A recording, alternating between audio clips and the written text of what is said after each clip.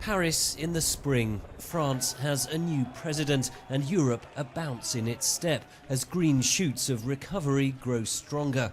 Year-on-year Eurozone growth hit 1.7% in the first quarter of 2017. The bloc's trade surplus doubled in March. Unemployment is falling. For a change, Europe is leading this upswing. And it's partly because of the connection between Europe and China, demand from China. But at the same time, we have also some domestic factors which are positive. There is a genuine improvement in domestic demand, particularly consumption. So the recovery is broad-based and is more sustainable than in the past. And it is some of the economies that suffered most in the 2008 debt crisis that are bouncing back strongest. Portugal hit a 10-year high with 2.8% year-on-year growth, with Spain just behind.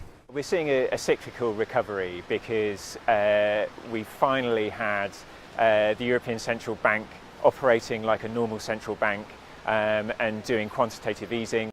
But it is not all good news.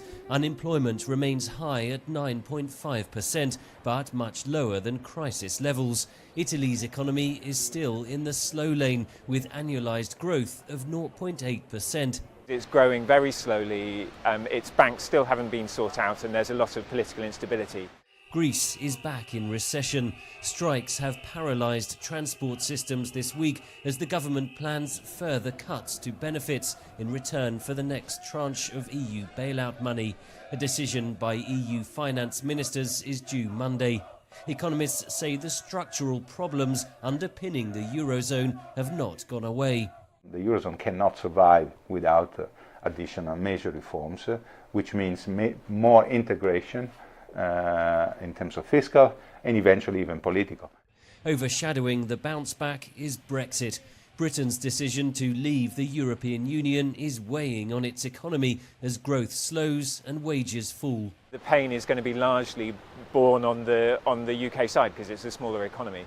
The big question is whether the EU and the UK can negotiate a deal which minimises the economic costs. And we've had a very bad start to negotiations with a lot of bad blood. Springford says the French-German axis has been reinvigorated as Europe's driving force. But President Emmanuel Macron's political honeymoon could be short, with French unions already voicing objections to his proposed reforms.